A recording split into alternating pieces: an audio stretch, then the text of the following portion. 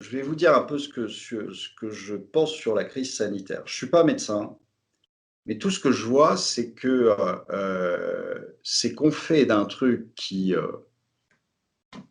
n'est pas très mortel.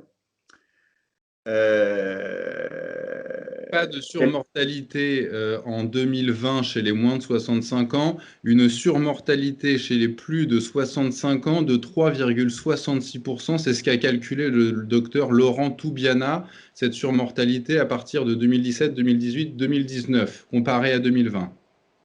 Alors, vous avez ça, vous avez le fait que je ne comprends pas en quoi c'est le gouvernement qui détermine avec quoi on peut se faire vacciner, avec quoi on peut se soigner. Normalement, c'est le rôle de gens qui ont fait médecine, qui ont fait quelquefois 15 ou 20 ans d'études. Et là, vous avez un petit duo infernal, Castex et Macron, qui décident, ils ne sont pas médecins, hein, vous avez donné tout à l'heure le CV de M. Macron, je suppose que le CV de Castex, ça doit être à peu près le même. À peu près le même. Ils ne sont pas, Et pas économistes non plus d'ailleurs. voilà, et qui décident tous les deux avec quoi on peut se soigner, avec quoi c'est interdit de se soigner, et quel vaccin on peut avoir.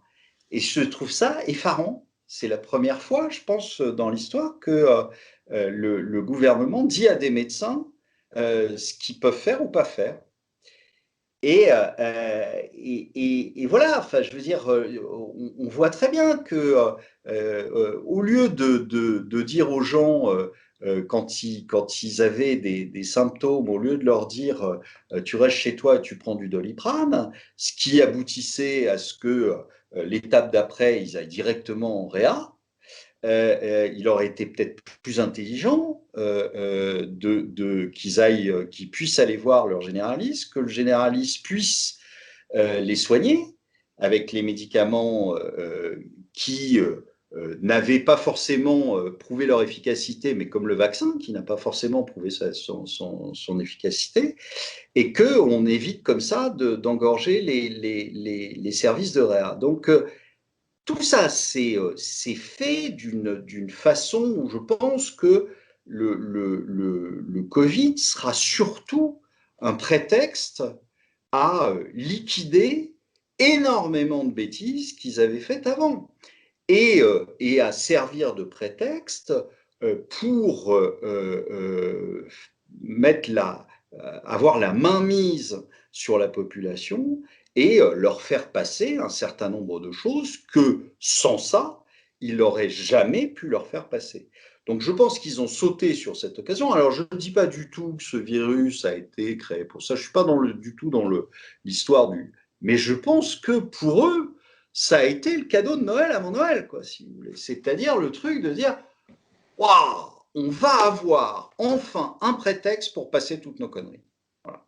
Et là, on assiste à ça depuis 2 ans. Dans n'importe quelle situation, dans n'importe quelle entreprise, Castex, il n'aurait pas fait 3 jours.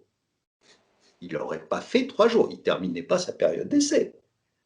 D'accord? Dans aucune entreprise au monde. Dans aucune entreprise au monde, Véron aurait tenu plus de 3 jours. Et dans aucune entreprise au monde, Macron n'aurait tenu plus de 3 jours. Bah, Donc, ça tombe bien, ils n'ont jamais foutu les pieds. Enfin, si, remarque, Emmanuel Macron a travaillé pour la banque Rothschild. enfin, il a travaillé pour la Banque Rothschild. Il est allé déjeuner avec des clients pour la Banque Oui, Rothschild. c'est un apporteur d'affaires. Ah bah, non, mais c'est même pas ça, c'est le pauvre. C'est ce que je disais. Première interview sur Thinkerview avant les élections de M. Macron, j'avais rappelé que M. Macron n'était pas un banquier, M. Macron était un petit employé de banque. Voilà, bah, ça s'est avéré vrai depuis et ô combien vrai. Voilà. Mais non, je pense que on est mal, on est très très mal. Je pense qu'on a des risques énormes de flambée de violence parce que ça se termine comme ça, quand on en fait trop, si vous voulez, quand on tape trop sur la tête des gens, au bout d'un moment, ils en ont marre et ils se révoltent. Et je pense que là, on a un risque important. Et partout, hein, je ne parle pas juste là ni de la France, ni de l'Europe, mais dans le monde entier, je pense que à force de prendre les gens pour des cons, ils vont se rebeller et que là, on a une équipe d'incapables qui est là en train d'essayer de mettre des bouts de scotch sur des fissures démentes et que ça va se finir extrêmement mal. Et à chaque fois qu'il y a une alerte, les gens se disent, ouais, bon, bah, ça va se régler. Non, là, on a des alertes sur les banques, on a des alertes sur les bourses, on a des alertes même sur la vie en société, où on voit que ça se fracture de tous les côtés, qu'il y a des communautarismes qui sont en train de monter en puissance. Donc, ça va se finir mal et ils seront parfaitement responsables de ce qui est arrivé.